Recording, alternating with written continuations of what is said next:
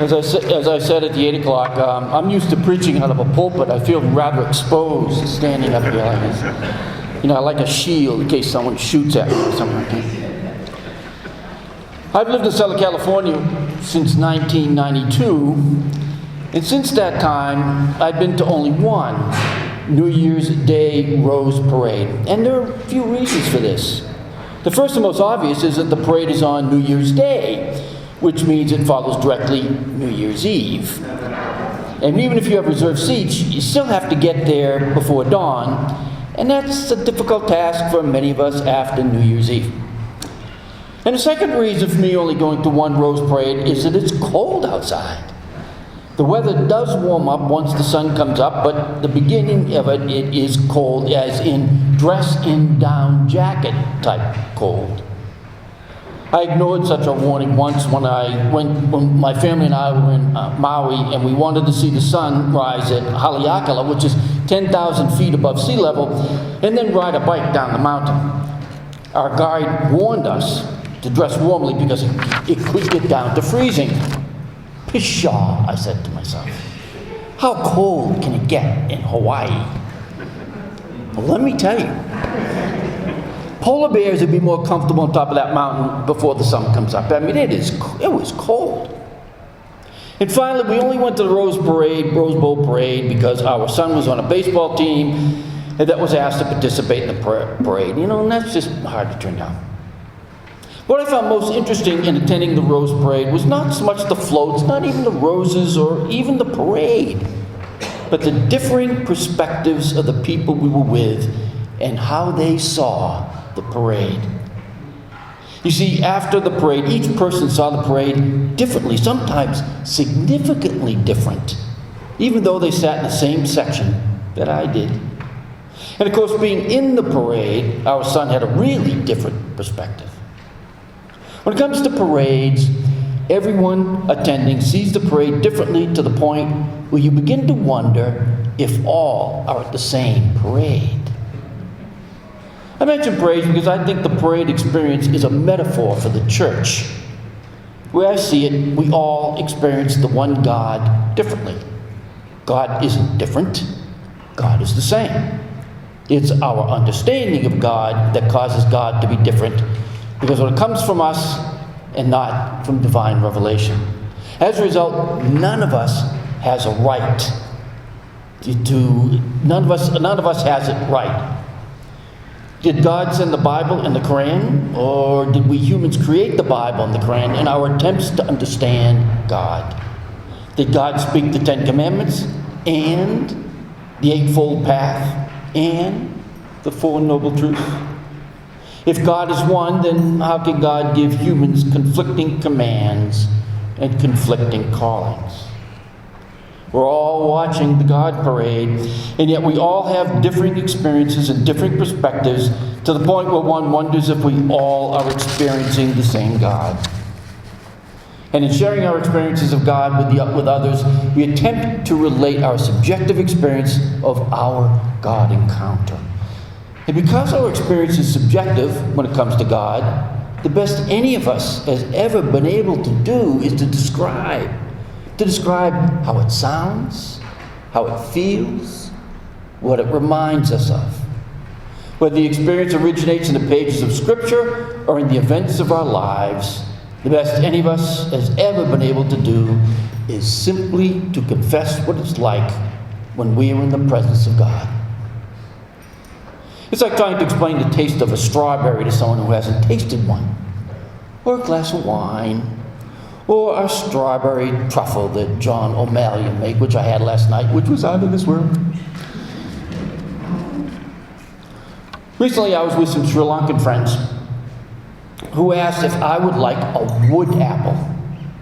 First of all, I'm echoing. Is that echoing to everybody? No? Sounds good to you? Okay. Sounds a little different to me. Well, anyway, my friends asked if I'd like a wood apple, and I thought they were teasing, but they were serious. A wood apple is the size of a regular apple, with the exterior is hard. It's hard like a coconut, and it looks like a moldy coconut.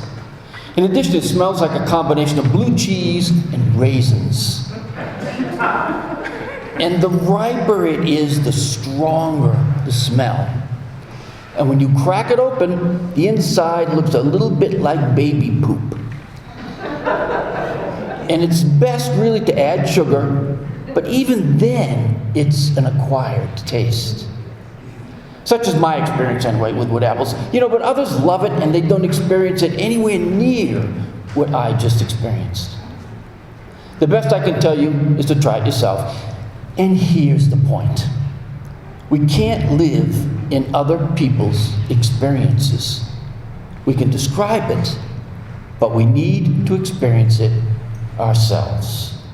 And the same applies to God. We are to enter the presence of God, which God woos us towards and creates a unique experience just for each of us. Today's Trinity Sunday. So what does that which I have been rambling about have anything to do with the Trinity? The Trinity is a doctrine of the church. As doctrine, not divine revelation, it developed in the 4th century after Christ. It is an attempted explanation of the experience of God as totally other, creator, friend, guide, and comforter. All theology, doctrines, and creeds, they're just explanations of our experiences with God, like I tried to show you with a wood apple. Problem is, when God's presence is said to come in only one way, like within the church teaching, and if you don't believe that way, then you aren't a Christian. In this way, it doesn't matter how you experience God. It only matters what you believe about God. The Trinity is a problem when we separate the doctrine from the original experience. And so what are the original experiences? Well, they're as varied as perspectives on a parade by those watching. However, I like what Barbara Brown Taylor, Episcopal priest and author, says regarding our experience with the God parade. Taylor says that some days God comes as a judge, walking through our lives wearing white gloves and exposing all the messes we've made.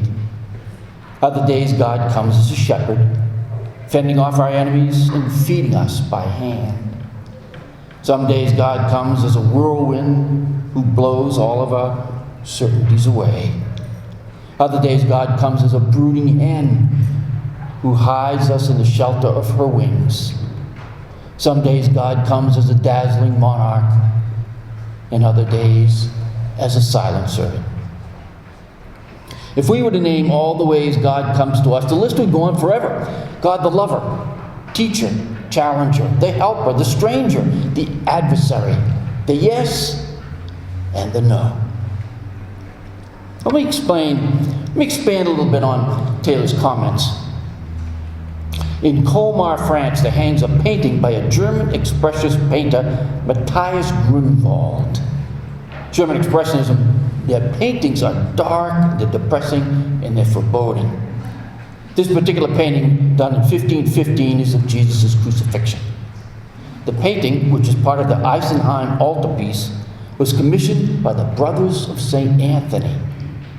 The Antonites were a hospital order of medieval monks that devoted themselves to the care of people in the tiny hamlet of Eisenheim.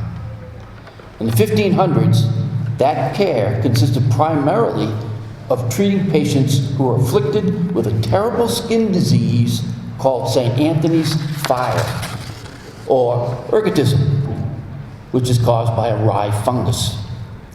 This disease caused serious convulsive symptoms, including painful seizures and spasms, as well as visible and painful pustules and wounds.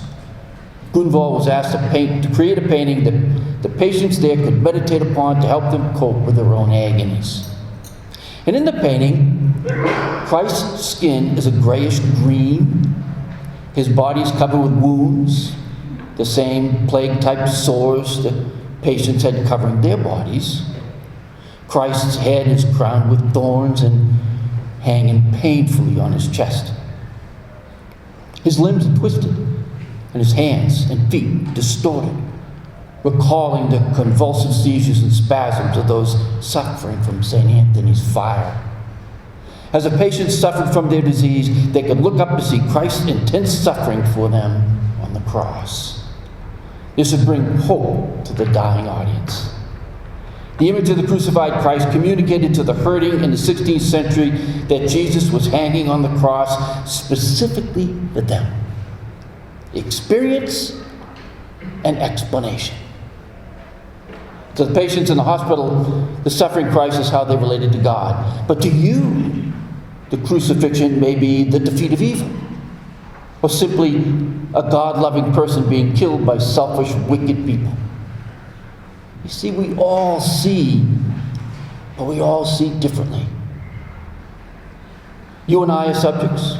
That is our uniquely human perspective. As a subject, we can experience and interpret things outside of ourselves, writes Bishop Jack Spong. This is one gift that sets self-conscious human beings apart from every other living thing. All living things can and do experience things, but only self-conscious human beings can interpret those experiences in words, and our interpretations will always reflect the limits of our humanity.